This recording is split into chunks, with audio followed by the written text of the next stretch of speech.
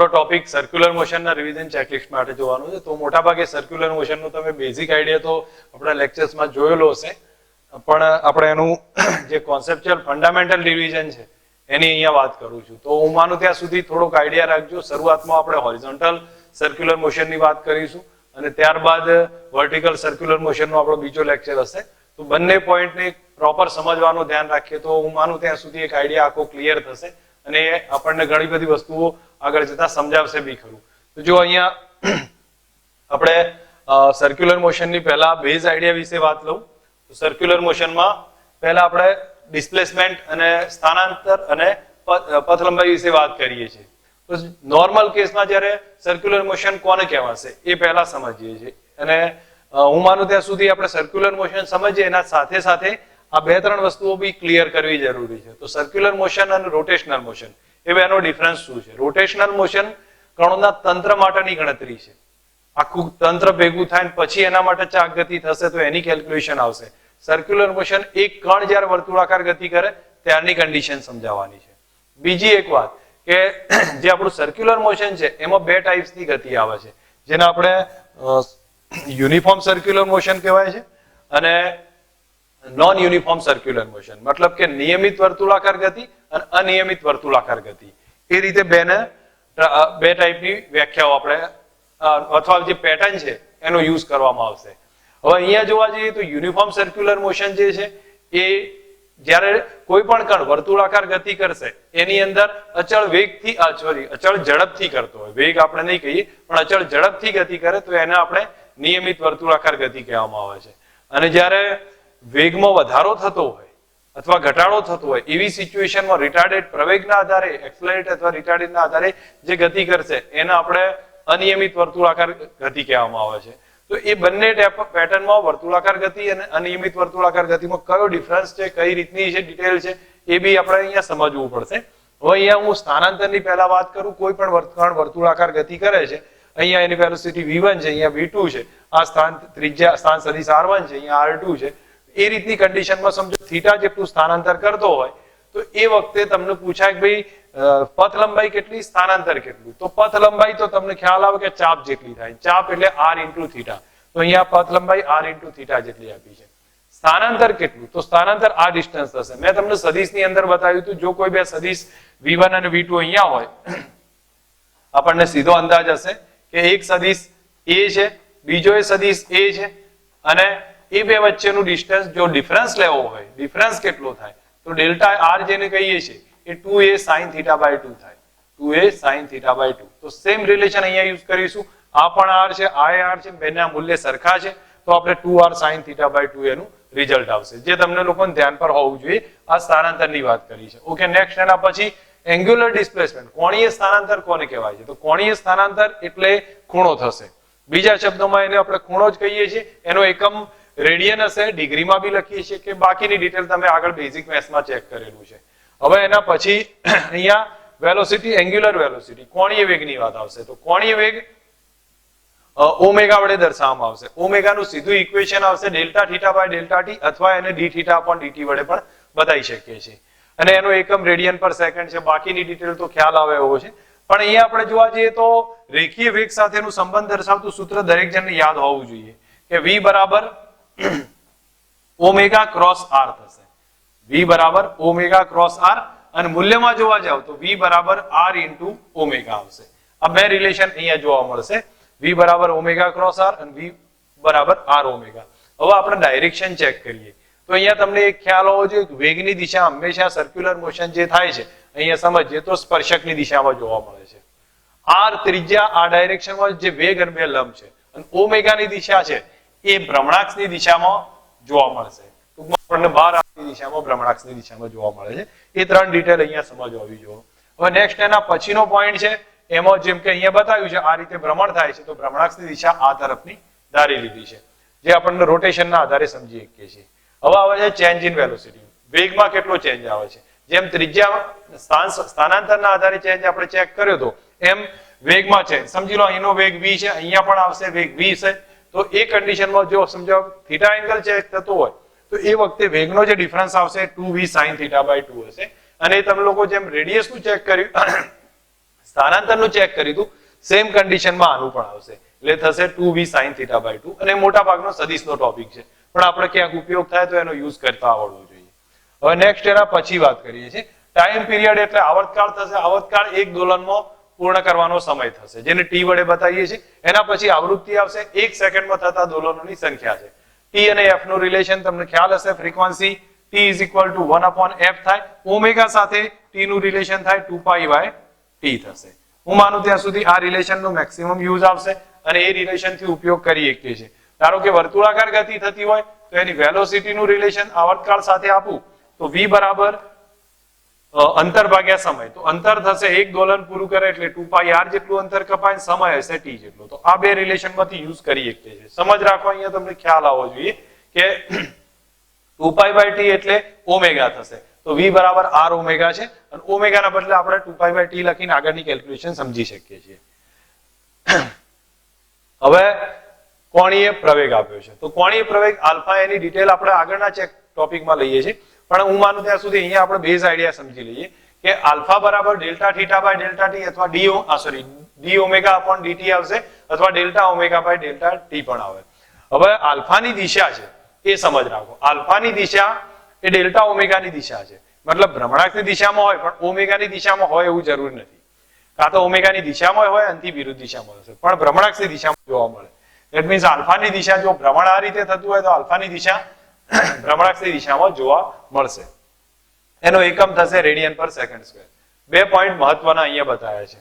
હવે અહીંયા સમજવા જેવા છે, હું તમને પહેલા ક્લિયર કરું છું કે કોઈ પણ જો નિયમિત વર્તુળાકાર ગતિ થતી હોય, ફરી એક વાર સમજ રાખો, આપણી ટાઈપની 2 ટાઈપની વર્તુળાકાર ગતિ છે. એક આવશે નિયમિત વર્તુળાકાર ગતિ. જો નિયમિત વર્તુળાકાર ગતિ થતી હોય તો એ સિચ્યુએશનમાં આલ્ફા 0 હશે, સ્પર્શીય પ્રવેગ ના હોય, એમાં ફક્ત કેન્દ્રગામી પ્રવેગના આધારે જ નક્કી થશે, એટલે આલ્ફા 0 થશે. યાદ રાખી લેજો, આ યાદ રાખીને સમજવા જેવો પોઈન્ટ છે કે જ્યારે પણ નિયમિત વર્તુળાકાર ગતિ થાય તો અહીંયા લખ્યું છે યુનિફોર્મ સર્ક્યુલર મોશન હોય તો એ કન્ડિશનમાં આલ્ફા 0 થાય. અને આપણને સમજ બી હોવી જોઈએ, વારે વારે ઉપયોગમાં આવે તો ક્લિયર હોવું જોઈએ. અહીંયા કહ્યું છે નોન યુનિફોર્મ ગતિ થતી હોય તો એ સિચ્યુએશનમાં આલ્ફા 0 ના હોય. ઓકે, હવે તમને યુનિફોર્મ નોન યુનિફોર્મની ડિફરન્સ છે તો એ પરથી અહીંયા થોડી વાતચીત કરી લઉં. મે બી આગળ જતા આપણને ઉપયોગ આવશે. યુનિફોર્મ સર્ક્યુલર મોશનની વાત કરીએ, યુસીએમ ની વાત કરું છું, તો એ કન્ડિશનમાં તમને ખ્યાલ હશે કે કોઈ પદાર્થ અચળ ઝડપથી ગતિ કરતો હોય વર્તુળાકાર પથ પર, અને ઝડપથી એનો મતલબ કે ઝડપ કેવી હશે? અચળ છે. વેગ અચળ ના હોય. વેગ અચળ એટલા માટે ના હોય કારણ કે વેગનું મૂલ્ય સતત બદલાય છે, દિશા સતત બદલાય છે, અને દિશા બદલાતી હોય એનો મતલબ વેગ અચળ નથી. વેગનું મૂલ્ય અચળ છે એટલે ઝડપ અચળ છે, વેગ અચળ નથી. હવે એક બીજી વસ્તુ કે વેગ અચળ ના હોય તો વેગમાનની પણ દિશા બદલાશે, વેગમાન એ અચળ નથી. બીજી વસ્તુ કે આની અંદર પ્રવેગ લાગે કેન્દ્ર તરફનો, એ પ્રવેગ એ અચળ નથી. તો આપણને આટલી સિચ્યુએશન તો ખ્યાલ હોવો જોઈએ યુનિફોર્મ સર્ક્યુલર મોશનમાં.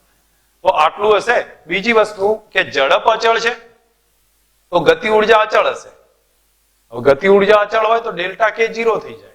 ડેલ્ટા કે 0 થાય તો કાર્ય ઉર્જા પ્રમેય W બરાબર ડેલ્ટા કે છે, એનો મતલબ કાર્ય ના થાય. અને તમને લોકોને યાદ હશે નિયમિત વર્તુળાકાર ગતિ થતી હોય એમાં કોઈ કાર્ય નહીં થાય, તો આ કાર્ય મળશે નહીં. સેકન્ડ કન્ડિશન એના પછી જોઉં છું, પાવરની વાત કરું છું તો પાવર બરાબર જોવું તો એમાં તમને ખ્યાલ હશે કે P બરાબર F બાર ડોટ V બાર થશે, અને F તો કેન્દ્ર તરફ લાગે છે, વેગ સ્પર્શકની દિશામાં છે, તો બે વચ્ચેનો ખૂણો 0 હોય, ધેટ મીન્સ પાવર 0 થશે. આ નિયમિત વર્તુળાકાર ગતિ યુસીએમ ની વાત કરી છે. અને બીજી એક મહત્વની વાત કે એની અંદર આલ્ફા કેટલો હશે? 0 હશે, એટલે સ્પર્શીય પ્રવેગ ના હોય. આપણને આટલું અંદાજ હશે. ટૂંકમાં 2 ટાઈપના પ્રવેગ આવશે, એક હશે સ્પર્શીય પ્રવેગ અને એક હશે કેન્દ્રગામી પ્રવેગ. જે આગળ તમે ભણેલા છો, અહીંયા હું થોડો આઈડિયા ક્લિયર કરાવું છું. એક હશે સ્પર્શીય પ્રવેગ અને કેન્દ્રગામી પ્રવેગ. અહીંયા જે પ્રવેગ જોવા મળે છે એ કેન્દ્રગામી પ્રવેગ હશે, પણ સ્પર્શીય પ્રવેગ નહીં હોય. તો અહીંયા આટલું યુસીએમ ની વાત કરી છે. હવે હું વાત કરું છું નોન યુનિફોર્મ સર્ક્યુલર મોશન, અને આ પોઈન્ટ ધ્યાન પર રાખવા જેવા છે જેથી તમને ક્લિયર થશે. હવે આની અંદર તો બીજું બધું તો હું તમને ઓરલી કહું છું કે ઝડપ અચળ નહીં હોય, વેગે અચળ નહીં હોય, વેગમાન પણ અચળ ના હોઈ શકે, પ્રવેગે અચળ ના હોય, બરોબર? આ બધું તો રહેશે, પણ આની અંદર ગતિ ઉર્જા બદલાઈ શકે છે. ધેટ મીન્સ ગતિ ઉર્જા અચળ નથી, ડેલ્ટા કે 0 નથી, વર્ક ડન મળશે, પાવર એ મળશે, બધું જ આની અંદર આવી જશે. બરોબર. હવે આ સિચ્યુએશનમાં જોવા જાવ તો આલ્ફા એ 0 નથી. મહત્વનો પોઈન્ટ એ છે કે આ બધું 0 નથી, કે નોટ ઇક્વલ ટુ 0, પાવર પણ 0 નથી, અને બીજી વસ્તુ કે આલ્ફા એ 0 નથી. તો એનો મતલબ થયો કે એટી એ 0 ના હોય.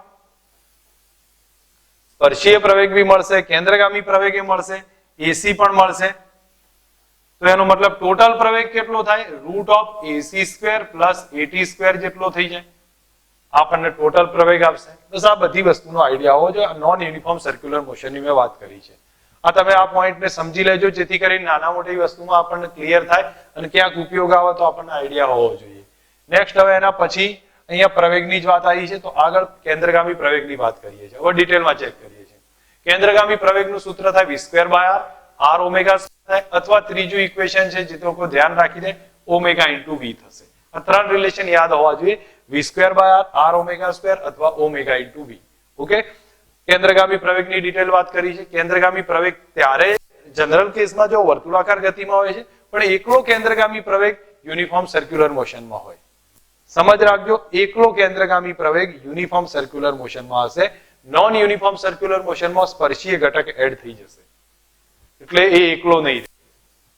પ્રવેગના આધારે બળની વાત કરીએ તો કેન્દ્રગામી બળ કેન્દ્ર તરફ લાગશે હંમેશા, અને બળ પોતાની દિશા બદલાતું રહેશે. તો એ કન્ડિશનમાં કેન્દ્રગામી બળનું સૂત્ર m v square by m r omega square થી કામ ચાલી જશે તમારે. અહીંયા વસ્તુ બતાવી છે કે જો વેગ, સ્પર્શીય પ્રવેગ અને વેગ એક જ દિશામાં હોય, સ્પર્શીય પ્રવેગની વાત કરું, કેન્દ્રગામી પ્રવેગની વાત નહીં કરતો. વર્તુળાકાર ગતિમાં જો સ્પર્શીય પ્રવેગ ટેન્જન્શિયલ કહ્યું છે એટી, અને વેગ એક જ દિશામાં હોય તો કણ પોતાની ઝડપ વધારે, અને જો સ્પર્શીય પ્રવેગ અને વેગ વિરુદ્ધ દિશામાં થાય તો કણ પોતાની ઝડપ ઘટાડશે. આ બેની કન્ડિશન આપણને બતાવ્યું છે, જે તમને લોકોને ધ્યાન પર રાખવાનું છે. નેક્સ્ટ હવે એના પછીના વાત કરું છું, તો અહીંયા આપણી પાસે વેલોસિટી, રિલેટિવ વેલોસિટીની વાત આવશે. તો માનું ત્યાં સુધી તમે લોકો થોડુંક ધ્યાન રાખજો, અને પછી આપણા આવર્તકાળની આવર્તકાળનો પોઈન્ટ છે. તો અહીંયા તમને હિન્ટમાં કહ્યું છે કે જો એક ઝડપ v1 છે, અહીંયા કણ બીજો v2 ઝડપથી જાય છે, આની ત્રિજ્યા r1, આની r2 છે. તમને એમ કહ્યું છે ભાઈ કે કણ બે એક વર્તુળ પૂરું કરે પહેલા કણની સાપેક્ષમાં. કણ 1, 2 છે, અહીંયા જે વાત કરી છે, કણ બીજો એક વર્તુળ પૂરું કરી દે પહેલા કણની સાપેક્ષમાં, તો આપણું ઇક્વેશન 2π બાય ઓમેગા આવશે. પણ ઓમેગા કયો આવે? તો બીજાનો ઓમેગા પહેલાની સાપેક્ષમાં, એટલે ઓમેગા 2 વિથ રિસ્પેક્ટ ટુ 1 કરી નાખ્યું છે. ઓમેગા 2 1 લખીએ તો ઓમેગા 2 1 એટલે ઓમેગા 2 માઇનસ ઓમેગા 1 થશે. ઓમેગા 2 એટલે 2π by t1 minus 2π by t2. 2π cancel કરી નાખો, ફાઇનલી આટલો જવાબ આવશે. સમજ રાખવાનું છે, ક્યારે માંગ્યું છે? બીજો કણ આખું વર્તુળ પૂરું કરે પહેલાની સાપેક્ષમાં, તો ઓમેગા 2 ઇન્ટુ 1 કર્યું છે, ઓમેગા 2 માઇનસ ઓમેગા 1. બાકીની ડિટેલ આપણી રીતે સમજી શકીએ છીએ. ઓકે. નેક્સ્ટ હવે work done by centrifugal force. તો તમને લોકોને ધ્યાન આપવું જોઈએ કે કેન્દ્રગામી બળ વડે મેં પહેલા તમને કહ્યું છે કાર્ય 0 થાય. કેન્દ્રગામી બળ વડે મળતું કાર્ય 0 થશે. એનું કારણ કે F cos θ છે. હવે સ્થાનાંતર આ ડાયરેક્શનમાં થાય છે, બળ આમ લાગે છે, બે વચ્ચેનો ખૂણો 90 છે, કાર્ય 0 થશે. સ્પર્શીય ઘટક વડે કાર્ય 0 નહીં થાય. જો સ્પર્શીય ઘટક હોય તો ft into v લખી શકીએ છીએ. એ પાવર મળશે, તો એ પાવર આપણને ft into v મળશે. પણ નોર્મલ કેસમાં જોવા જાવ તો કેન્દ્રગામી બળ કાર્ય નહીં, પાવર પણ નહીં આપે. એના પછી હવે રિલેટિવ વેલોસિટીની વાત કરું તો રિલેટિવ વેલોસિટીમાં સમજજો કે O બિંદુ છે, આ P છે. હવે અહીંયાથી આપણને આનો વેગ છે, આની સાથે થીટાનો એંગલ બનાવે છે, તો એના બે ઘટક પડશે, v cos θ અને v sin θ. તો આ ઘટક બન્યો છે v cos θ, જે અહીંયા તમને લખાવું છું, જે સમજ રાખજો. આ v cos θ છે, આ ઘટક લંબ છે, v sin θ છે. હવે તમારે યાદ રાખવાનું, જ્યારે રિલેટિવ વેલોસિટીમાં ઓમેગા ની વાત આવે તો ઓમેગા શોધવાનું કે તો તમને ખ્યાલ હોવો જોઈએ કે આ સ્ટેપનો યુઝ કરશો, v લંબ ડિવાઇડેડ બાય r. v લંબ કેટલો છે? v sin θ divided by r. તો v sin θ divided by r. આટલો ડેટા યુઝ કરવાનો છે. આ પેટર્ન સમજવી જો. બીજો દાખલો આગળ ચેક કરીએ, એમાં તમને વધારે ક્લિયર થશે. જો તમારી સામે આ એક્ઝામ્પલ આપ્યો છે, અહીંયા કોઈ કણ v1 વેગથી જાય છે, આ જ કણ v2 વેગથી જાય છે. બેના એંગલ θ1 θ2 આપેલા છે. હવે તમને એમ પૂછ્યું છે કે ભાઈ આમાં બીજાનું કોણીય વેગ પહેલાની સાપેક્ષમાં, તો ઓમેગા 2 1 થયો. બીજાનો કોણીય વેગ પહેલાની સાપેક્ષમાં, તો ઓમેગા 2 માઇનસ ઓમેગા 1 કરવો પડે. હવે ઓમેગા 2 માઇનસ ઓમેગા 1 કરું તો ઓમેગા 2 મતલબ શું થશે? અહીંયા જોવા જાવ તો બીજાનો અહીંયા હું સ્ટેપમાં લખી દઉં છું, ઓમેગા 2 માઇનસ ઓમેગા 1. ઓમેગા 2 એટલે V2 લંબ થશે ડિવાઇડેડ બાય R થશે, માઇનસ V1 લંબ ડિવાઇડેડ બાય R કરી શકીએ છીએ. આ સ્ટેપ આપણને મળશે. હવે અહીંયા જુઓ તો V1 લંબ કેટલો? V1 sin θ. V2 લંબ જોશો તો V2 sin θ. બસ ડેટામાં કિંમત લખી દો, V2 sin θ2 minus V1 sin θ divided by R. આ સ્ટેપ થશે. હવે સમજો કે આ જ વેગ જો નીચેની તરફ જતો હોય, કોઈ નીચેની તરફ જશે તો નીચેની તરફનો એનો લંબ ઘટક આવશે, તો એટલે V2 sin θ પ્લસ થઈ જશે વચ્ચે, V2 sin θ plus V1 sin θ આવશે. આ ધ્યાન રાખજો, આ ટાઈપની પેટર્ન મોટાભાગના સ્ટુડન્ટને કન્ફ્યુઝ કરતી હોય છે. તમે લોકો પહેલાથી શાંતિથી સમજી લો, ક્લિયર થઈ જશે. નેક્સ્ટ હવે પછી બતાવ્યું છે સેન્ટ્રીફ્યુગલ એક્સેલરેશન, ટેન્જન્શિયલ એક્સેલરેશન. આ કઈ કન્ડિશનમાં અને કઈ રીતે ગતિ? જો આને એસી વડે બતાવ્યું છે, આ થશે એસી, આ થશે એટી, આ નેટ એક્સેલરેશન છે. હવે તમને એક વસ્તુ મોશનના ટાઈપ કયા કયા છે મેં તમને uniform circular motion, non uniform circular motion એનો એક આઈડિયા તો આપી દીધો છે. અહીંયા પરિણામી પ્રવેગ બી ટોટલ તમને ખ્યાલ હશે કે અહીંયા તમે એક બીજી વાત અહીંયા તમને મારાથી કહેવાનું રહી ગયું છે, જે હું અહીંયા તમને ક્લિયર કરી દઉં છું. ઓકે, અહીંયા જ બતાવી દઉં છું. ઠીક છે. નોન યુનિફોર્મ સર્ક્યુલર મોશન એક ધ્યાન રાખવા જેવો પોઈન્ટ છે. નોર્મલ કન્ડિશનમાં હું નોન યુનિફોર્મ સર્ક્યુલર મોશનની જ્યારે પણ વાત કરું તો એમાં કેન્દ્રગામી પ્રવેગ હશે, એનો સ્પર્શીય ઘટક એટી હશે. તો એસી બરાબર 3 ઇક્વેશન છે જે તમને યાદ હોવા જોઈએ. એસી બરાબર v²/r થાય, r ઓમેગા સ્ક્વેર થશે અથવા ઓમેગા ઇન્ટુ વી થાય, બરોબર. અને એટી બરાબર જે આગળ તમને સમજાવીશું આલ્ફા ઇન્ટુ આર નું રિલેશન આવશે, અથવા ઘણીવાર આને ડીવી અપોન ડીટી વડે પણ રજૂ કરીએ છીએ, ડીવી અપોન ડીટી, અથવા એને વી ડીવી અપોન ડીએક્સ વડે પણ રજૂ થાય છે. આ સ્પર્શીય ઘટક છે, આ ખાસ ધ્યાન રાખજો આ રિલેશનનું, કારણ કે એક્ઝામ્પલમાં ઉપયોગ આવશે. એટલે આ એટી નું રિલેશન થયું વી ડીવી અપોન ડીએક્સ. અને રિઝલ્ટન્ટ એક્સેલરેશન ની વાત આવે તો રિઝલ્ટન્ટ એક્સેલરેશન થશે AC² પ્લસ AT². આગળ જતા ઉપયોગ આવશે. નોન યુનિફોર્મ સર્ક્યુલર મોશન ની વાત કરું છું, નોન યુનિફોર્મ સર્ક્યુલર મોશન. ઠીક છે, આગળ ઉપયોગ જોઈએ. હવે અહીંયા મેઇન વસ્તુ તરફ પાછા આવીએ છીએ. હવે આ 3 પ્રવેગ આપ્યા છે, ટાઈપ ઓફ મોશન કયો છે. જો સેન્ટ્રીફ્યુગલ એક્સેલરેશન જો 0 હોય અને ટેન્જન્શિયલ એક્સેલરેશન હશે તો તમને ખબર હોવી જોઈએ સ્પર્શીય ઘટક છે, કેન્દ્રગામી નથી, તો આ વર્તુળાકાર ગતિ નહીં કરાવે, અને સ્પર્શીય ઘટક સુરેખ ગતિ કરાવશે. ધેટ મીન્સ પરિણામી એક્સેલરેશન AT જેટલો જ હોય, અને એ જે ગતિ હશે સુરેખ ગતિ હશે, સુરેખ પ્રવેગી ગતિ. ઠીક છે. નેક્સ્ટ પછી જો આ AT છે અને આ 0 છે તો એક યુનિફોર્મ સર્ક્યુલર મોશન થઈ ગયું, તો પરિણામી કેન્દ્રગામી પ્રવેગ જેટલો જ પ્રવેગ આવશે. યુનિફોર્મ સર્ક્યુલર મોશન છે એટલે હું લખું છું UCM થશે, સાહેબ વર્તુળાકાર ગતિમાં આવ્યો છે. નેક્સ્ટ પછી આપણે એનાથી જોઈએ કે CA છે, AC છે, AC પણ છે, ATA છે, તો એ નોન યુનિફોર્મ સર્ક્યુલર મોશન થઈ જશે. એમાં A બરાબર પરિણામી કેટલો આવે? √AC² પ્લસ AT², અને આ નોન યુનિફોર્મ સર્ક્યુલર મોશન થઈ જશે. નેક્સ્ટ પછી જો બંને 0 હોય તો કોઈ પ્રવેગ જ નથી, તો પ્રવેગ 0 હોય તો અચળ વેગી ગતિ કરે, સુરેખ ગતિ, અચળ વેગી સુરેખ ગતિ કરે છે.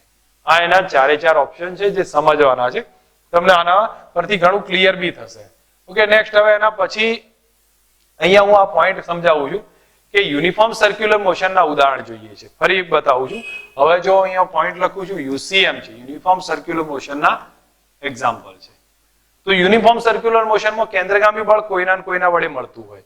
જો સમજો કે પૃથ્વી ફરે છે તો એમાં ગુરુત્વાકર્ષણ વડે મળે, ઇલેક્ટ્રોન આસપાસ ભ્રમણ કરે છે કુલંબીય બળ વડે મળશે, દોરી પથ્થરોને ફેરવતી હોય તો એ કન્ડિશનમાં તણાવ બળ વડે મળશે.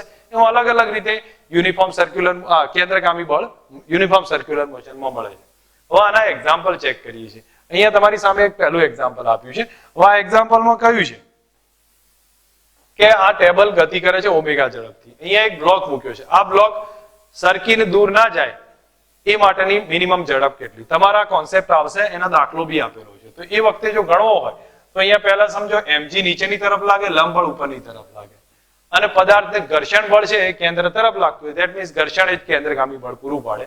તો પહેલું તો રિલેશન લખીએ છીએ F બરાબર mv²/r.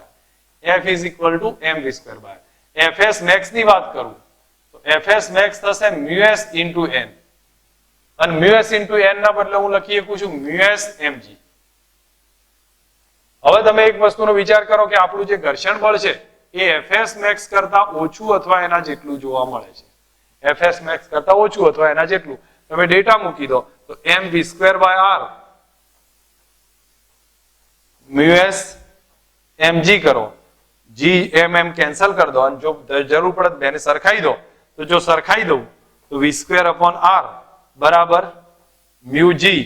તો ફાઇનલી તમને જે ફાઇન્ડ કરવું હોય રિઝલ્ટમાં મળશે. આની એક પેટર્ન આવશે આપણને ટેક્સ્ટબુકમાં એનસીઈઆરટીમાં એક એક્ઝામ્પલ આપેલું છે. મેં એ જ એક્ઝામ્પલ લીધો છે જે તમને ધ્યાન પર બી હોય. હવે આની અંદર બતાવ્યું છે એ પ્રમાણે 15 સેન્ટીમીટરની ત્રિજ્યા છે, આટલા રિવોલ્યુશન પર મિનિટથી ભ્રમણ કરે છે, રેકોર્ડ પર 2 સિક્કા પડેલા છે 4 અને 14 સેન્ટીમીટરે, ઘર્ષણાંક 0.15 છે, કયો સિક્કો ભ્રમણ ચાલુ રાખે. તો અહીંયા તમને આગળના જેમ સ્ટેપમાં બતાવ્યું છે અહીંયા જેની ઝડપ વધી જશે સમજો એની મિનિમમ ત્રિજ્યા ફાઇન્ડ કરી લઈએ અને મિનિમમ ત્રિજ્યા r પરથી મળી જશે. અહીંયાથી r શોધીએ તો હું માનું ત્યાં સુધી r ને સબ્જેક્ટ બનાવું તો μg by v square થશે. μg upon v square થાય. આટલી ઝડપથી ભ્રમણ કરે છે. તમે મે બી v square ના લખવું હોય તો એક કામ કરી દેજો, v ના બદલે r ઓમેગા કરી દો તો બી એક રિઝલ્ટ આવશે. હું માનું ત્યાં સુધી એ રિલેશન લેશો બેટર રહેશે તમારા માટે. ઓમેગાનું ઇક્વેશન યુઝ કરવું છે તો હું સાઈડમાં ફરી એકવાર બીજું બી બતાવી દઉં છું. f ના બદલે r ઓમેગા સ્ક્વેર કરી દઉં છું.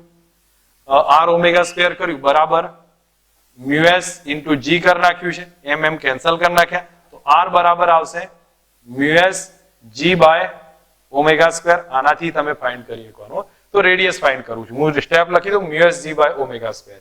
તો radius is equal to μs g by omega square.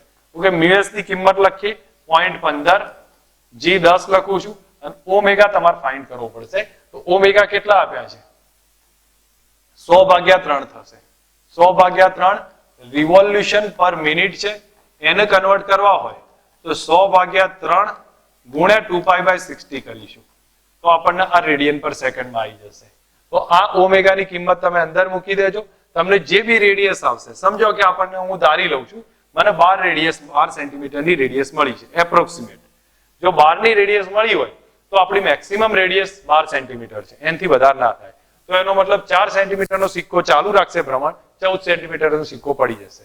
તો એની કોમન પેટર્ન છે આ ટાઈપના ક્વેશ્ચનની. આ યુનિફોર્મ સર્ક્યુલર મોશનનો દાખલો છે. બીજો યુનિફોર્મ સર્ક્યુલર મોશનના આધારે આપણે સમજવા જઈએ. ધારો કે કોઈ કણ છે આ રીતે વર્તુળાકાર ગતિ કરે છે. હવે આ રીતની વર્તુળાકાર ગતિ થતી હોય પહેલું ખબર હોવી જોઈએ યુનિફોર્મ સર્ક્યુલર મોશન હોવી જોઈએ તો આ સિચ્યુએશન બનશે. તો એ કન્ડિશનમાં નીચેની તરફ વજન બળ mg છે, આ ખૂણો t છે.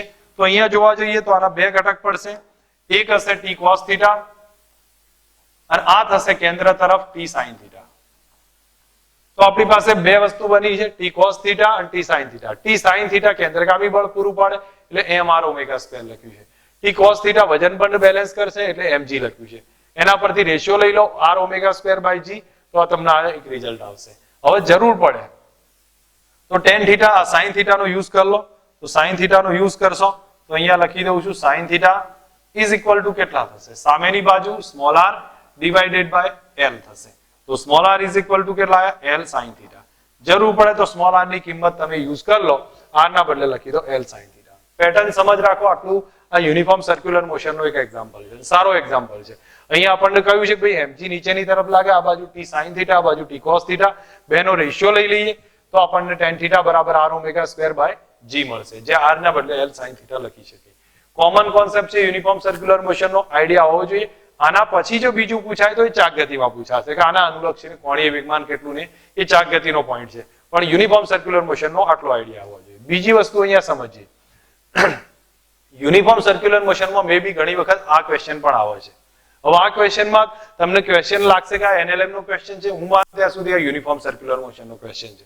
આ પદાર્થ આમ કોઈ વ્યક્તિ છે ગોળ ફરે છે ઓમેગા ઝડપથી, પણ એ નીચે ના પડવો જોઈએ.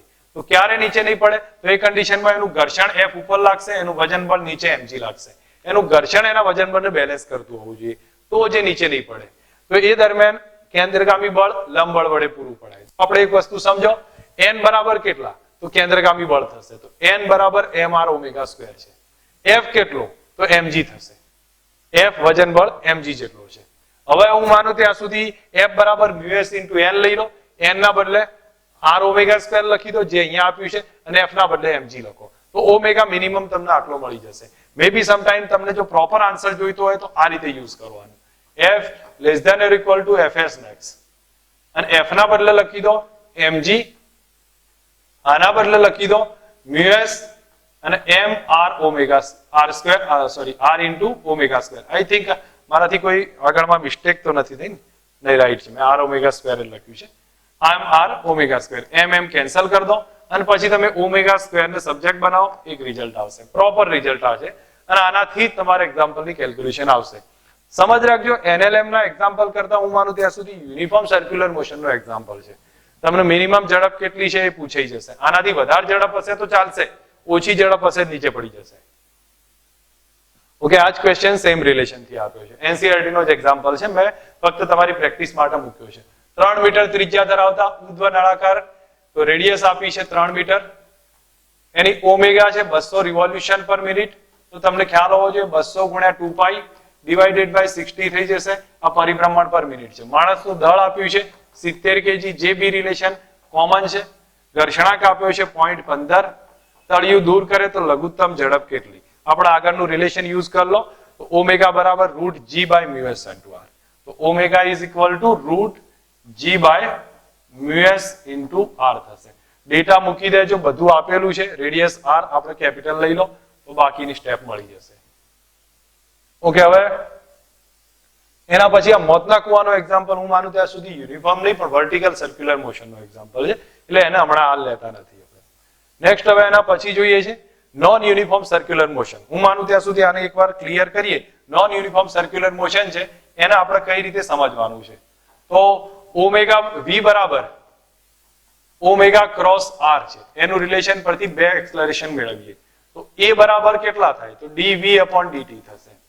તો dv upon dt કરીએ તો એકવાર ઓમેગા અચળ રાખીએ છીએ, ક્રોસ કરી dr upon dt કર્યું છે, plus d omega upon dt કરીએ છીએ અને ક્રોસ r ને અચળ રાખીએ છીએ. તો આપણા માટે a બરાબર ચેક કરીશું તો a બરાબર કેટલા આવે, તો થશે ઓમેગા ક્રોસ v થશે પ્લસ આલ્ફા ક્રોસ r થાય. હવે આ ઘટક છે એ કેન્દ્રગામી ઘટક છે, આ સ્પર્શીય ઘટક છે, તો AC બરાબર કેટલા લખાય, ઓમેગા ઇન્ટુ v બરાબર r ઓમેગા સ્ક્વેર અથવા v સ્ક્વેર બાય r. આ રિલેશન યુઝ કરી શકીએ છીએ, બરોબર છે. હું માનું ત્યાં સુધી તમને આઈડિયા આવી ગયો હશે. AC છે અને AT બરાબર લખીએ તો આલ્ફા ઇન્ટુ r થાય. મેં તમને આગળ બીજા રિલેશન કીધા હતા, ફરી બતાવું છું કે એને dv બાય dt બી યુઝ કરી લેવાનો છે, અને alpha v dv by dx એનો પણ યુઝ કરીશું. મે બી તમને આના આધારે એક રિઝલ્ટ આવશે. આ એક થઈ ગયો છે પ્રવેગનું ઇક્વેશન, બંને પ્રવેગ. હવે ટોટલ પ્રવેગની વાત આવશે તો જ્યારે પણ ટોટલ પ્રવેગ પૂછાય તો એ થશે AT square plus AC square, અને tan થીટા પૂછાય તો તમે લોકો યુઝ કરી શકો AT ભાગ્યા AC. આટલા રિલેશનની સમજ રાખવાની છે, જે મેં ઓલરેડી અહીંયા ડિસ્કસ કરીને તમને પ્રોપર રીતે સમજાવ્યું છે. ટેન્જન્શિયલ એક્સલરેશન કેટલો છે, સ્પર્શીય પ્રવેગ કેટલો છે, અને એ બધી ડિટેલ અહીંયા સમજાવવાનો ટ્રાય કર્યો છે. તમને મેં આગળ સમજાવ્યું હતું એ જ પોઈન્ટ અહીંયા રિવાઇઝ કર્યો છે કે ક્યારે યુનિફોર્મ સર્ક્યુલર મોશન, ક્યારે નોન યુનિફોર્મ સર્ક્યુલર મોશન, એટલે તમને આઈડિયા આવી જવો જોઈએ. બીજી વસ્તુ કે નોન યુનિફોર્મ સર્ક્યુલર મોશન જ્યાં જોવા મળશે ત્યાં આ ટાઈપના 3 ઇક્વેશનો આવશે, અને એના રિલેટેડ એક્ઝામ્પલ બી આપણે થોડી પ્રેક્ટિસ કરેલી છે. તો તમને આ 3-4 ઇક્વેશન છે જે આપણે બેઝિક ઇક્વેશનમાં ચેક કરેલા છે, ત્રીજા ચેપ્ટરમાં એના ટાઈપના ઇક્વેશન થશે. હું માનું ત્યાં સુધી હું તમને 2 એક્ઝામ્પલ કેલ્ક્યુલેશન લઉં છું, અને બંને એક્ઝામ્પલ તમને આવડવા જોઈએ. આઈ થિંક આપણે આની જ આગળ લઈ લીધું છે એટલે હું આને અત્યારે હાલ કેન્સલ કરું છું. હવે તમે જો અહીંયા એક એક્ઝામ્પલ આપું છું, એમાં k બરાબર 8t ની 4 ઘાત આપ્યું છે, 8t ની 4 ઘાત. આ ટાઈપનું એક રિલેશન છે તમારી જોડે. હવે આ સ્ટેપ આપ્યું છે અને તમને એમ કે આમાં તમે કેન્દ્રગામી બળ શોધો, પ્રવેગ શોધો, AC શોધો, AT શોધો, કુલ પ્રવેગ શોધો, એનો થીટા શોધી કાઢો, પછી FC FV એ તો બધું સાથે છે જ, કાર્ય કેટલું, પાવર કેટલો, આ બધું આપણે ફાઇન્ડ કરવું છે. તો માનું ત્યાં સુધી એક કામ કરીએ, કાર્યને હમણાં રહેવા દઈએ છીએ, પણ પાવર કેટલો આ બધી ડિટેલ ફાઇન્ડ કરવાની હોય. સમજવા જેવો સારો દાખલો છે કે જેથી કરીને મોટાભાગનો આઈડિયા તમારી સામે જ ક્લિયર થઈ જશે. પહેલા આપણે એક કામ કરીએ, k બરાબર હાફ mv સ્ક્વેર કરી દેવાનું છે. k બરાબર હાફ mv સ્ક્વેર, તો 8t સ્ક્વેર t ની 4 ઘાત બરાબર half m into v square. હું એક કામ કરું છું, દળ લઈ લઉં છું 1 kg, m બરાબર 1 kg લઉં છું, અને જરૂર પડે તો t બરાબર 1 સેકન્ડનો સમય લઉં છું. એ દરમિયાન શું હશે? તો આમાંથી પહેલા તો m 1 લખી દઈએ, અને t ને હમણાં લખવાનું નથી, ફક્ત m જ 1 લખું છું. અથવા t ને કાઢ નાખશો ને એમના એમ રાખશો તો બી ચાલી જશે, જરૂર પડે તો ઉપયોગમાં કરી લેવાનો છે. અહીંયા v સ્ક્વેર બરાબર જોઈએ તો v સ્ક્વેર બરાબર થશે 16t ની 4 ઘાત. તો v બરાબર કેટલા થયા? 4t સ્ક્વેર થઈ ગયા. v is equal two 4t square થયા. એક રિઝલ્ટ આપણું આવ્યું.